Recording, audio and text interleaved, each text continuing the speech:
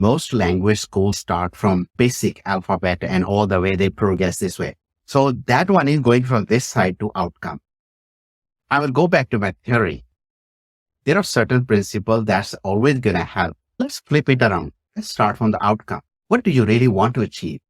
Your outcome statement may be that you want to be able to go to a Greek restaurant and able to order something.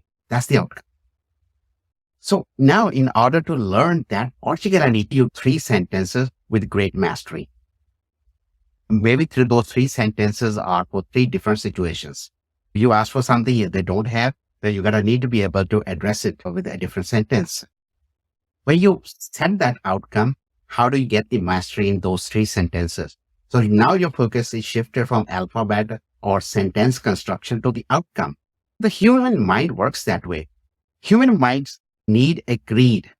It needs a sort of an anticipation. I'm going to get this if I do this. So the moment you start with the outcome, then if I am able to communicate these 3 sentences with the restaurant people, I'm going to get the food. I will feel happy about that. But when you start with the alphabet and syntax, mind does not get that reward. Best way to look for that outcome is how other people are doing it. So you're going to need to watch who are speaking those 3 ideal sentences. So that way you kind of get away from syntax, but you focus on outcome. That also means to learn something faster, you need to have ecosystem. Ecosystem is very important where your peers, your colleagues have to be those people who are somehow using that language in some form. You're going to need immersion. You need to be surround on those people who speak that language. Look for immersion, because if you don't immerse yourself with that kind of people, that skill is not going to stick. So you're going to need to practice a couple of times, but you can't practice all alone. Most of the time, what we do is we practice in isolation. You have to be surrounded by technology. Certain places you can use technology. For example, some people are pretty good with the audio memory. So if they are good with the audio memory, the best thing is use the technology or apps which convert those sentences to audio so that you can listen to it. So technology also comes in play a lot. Science says that if you use emotions, if you let those emotions get into your mind and pressure you, you are likely to learn faster and for much longer time.